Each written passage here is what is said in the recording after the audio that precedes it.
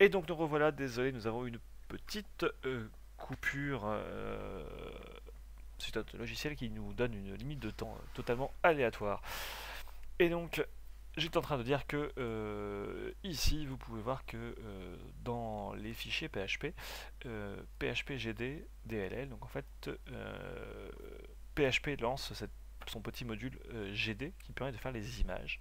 C'est un module qui est actif sur tous les hébergeurs mutualisés, enfin en tout cas une grosse partie. J'ai rarement vu des hébergements qui ne l'avaient pas, peut-être des hébergements totalement gratuits, mais c'est assez rare, donc voilà pourquoi j'utilise celui-ci. Il en existe d'autres, mais voilà, c'est le plus commun, il fait quand même du bon taf.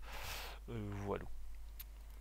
Et donc nous avons enregistré l'image, nous avons un petit souci quand même, parce que derrière j'enregistre dans le base de données la taille, et ça sert à rien que j'enregistre la taille que j'ai envoyée, on va plutôt enregistrer donc on va plutôt enregistrer la taille obtenue, donc on va faire un retour à la fonction pour qu'il renvoie des infos, et du coup il va renvoyer sous forme de tableau les tailles obtenues. Et donc on va ici mémoriser, hop, T1,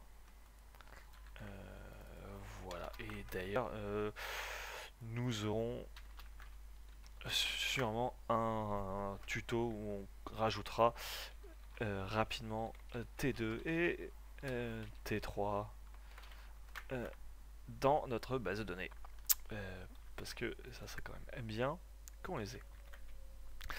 Rapidement, le petit bonus, je vais créer une seconde fonction ImageCreate et on va l'appeler exact. Ça veut dire que je veux, avec celle-ci, qui me renvoie exactement cette taille. Donc tout comme tout à l'heure, nous allons quand même trouver le coefficient, parce que pour savoir quand même quelle taille va prendre l'image à l'intérieur, nous allons trouver, enfin créer notre image, nous allons créer notre fond coloré et créer ce beau rectangle. Je crois que je ne l'ai pas expliqué du coup tout à l'heure cette fonction.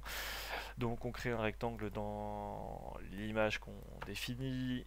Ça c'est la position x et y du début du rectangle, et la taille du rectangle. En gros ça fait à partir de cette position un rectangle de cette taille dans cette couleur. Voilà, pas très compliqué.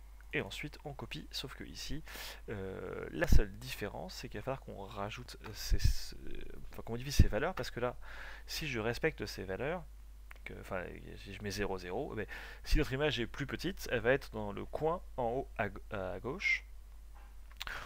On va essayer de centrer le tout, ça serait quand même plus classe.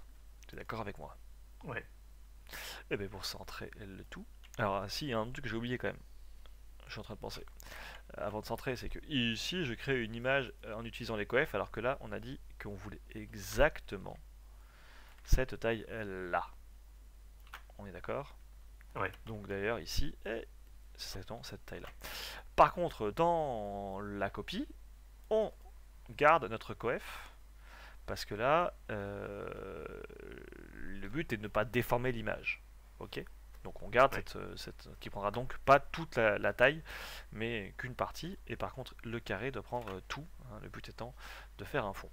Alors si vous voulez bien sûr un fond blanc, eh ben, il suffit de modifier, ou rouge, hein, les valeurs ici. Juste pour information, ces valeurs vont de 0 à 255. Voilà. Donc c'est-à-dire pour que ça soit full rouge, il faut mettre 255 à la première valeur, parce que je vous rappelle que on dit RVB, hein, donc rouge, vert, bleu, tout simplement. Et donc nous allons centrer notre image. Alors ici, pour centrer, eh bien, en fait, on soustrait à la largeur maximum la taille, la largeur réelle, ce qui veut dire que du coup, il va rester à cette opération la différence, ok, et il suffit de la diviser par 2, hein, pour être clair, comme ça, ok. Ouais. Si il n'y a pas de différence, que ça prend toute la largeur, eh ben, ça fera 0. Pratique. Et pareil pour la hauteur. Et voilà. Et donc voici notre script pour exact. Donc il suffit de faire la même chose comme ça et ça ferait exact. Là dans notre cas on va pas l'avoir utilité, on n'en a pas besoin donc je ne le mets pas. Mais en tout cas vous avez la fonction, elle est prête, elle est utilisable et comme ça si jamais un jour on en a besoin on ira la récupérer ici. Hein, ça sera pratique. En attendant je vais la commenter parce que comme ça elle sera pas exécutée. Hein, ça sera ça de moins d'exécuter. Voilà pour ce petit tuto. Des questions Gislain? C'est bon. Bon, moi désolé, c'est en deux parties, mais il fallait bien ça. Et le tuto suivant nous parlera un peu de MySQL pour rajouter ces trois valeurs.